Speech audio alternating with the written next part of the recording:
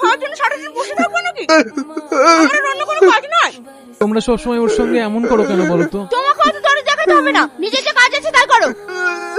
কাঁদিস নি বা কাঁদিস নি। দিনে ক প্যাকেট বিড়ি লাগে? বয়স হয়েছে, নিজের শরীরের প্রতি একটু খেয়াল রাখতে হবে তো। তবে ধূমপান করলে চলবে? ধূমপান করলে শুধুমাত্র শরীরের ক্ষতিই হবে, ভালো কিছু হবে না। আগে এই ধূমপান বন্ধ করো, না হলে রোগ ভালো হবে না। লীলা, তোকে স্যার ডাকছে। দেখো নীলা, আমরা তোমাকে এই বছর এক্সামে বসতে দিতে পারছি না, কারণ তুমি এখনো নার্সিং কোর্সের কোনো ফিস জমা করোনি।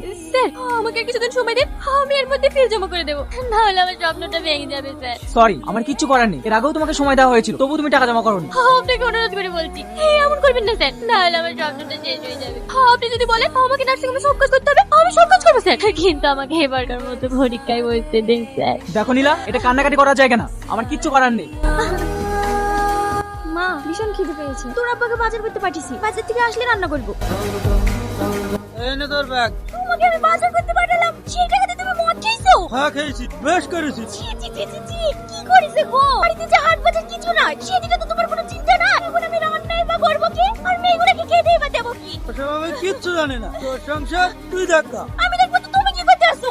বাড়িতে যে তিনটে মেয়ে আছে, তারা যে বিয়ে যোগ্য হয়েছে, সেদিকে তোমার খেয়াল আছে? তবে সারাদিন মদ গিলে পড়ে থাকলে এই বাড়িতে কোন ছেলের বাপ বিয়ে দেবে? ও মেয়ে মানে তো আমি তো তোর কাছ থেকে ছেলে চাইছিলাম, কিন্তু তুই পরবর্তী 3টে মেয়ে দিয়েছি, তাই তোর মেয়ে তুই কি করবি দেবি না দেবি তুই দেখা। আমি কি মেয়ে সাহায্য করে বিয়ে দিলে এসছো নাকি? গ্রামের কত মেয়ে ভালো ভালো ছেলেদের চলে যাচ্ছে, তোর মেয়েকে বললাম সেরকম ছেলেদের চলে যা, অসুবিধা হোক।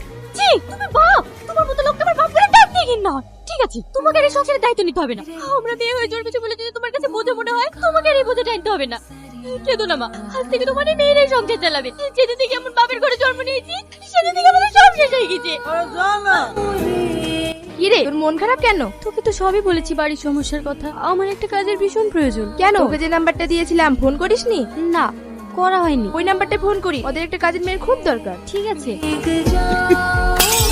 আবার কি ভাঙলো? আমার ভালো ভালো জিনিসগুলো সব ভেঙে শেষ করলি। দেখো মা, ওকে কিন্তু আমার একদম সহ্য হচ্ছে না। দেখবা, এই করতে করতে আমি কিন্তু ওকে একদিন শেষ করে দেবো।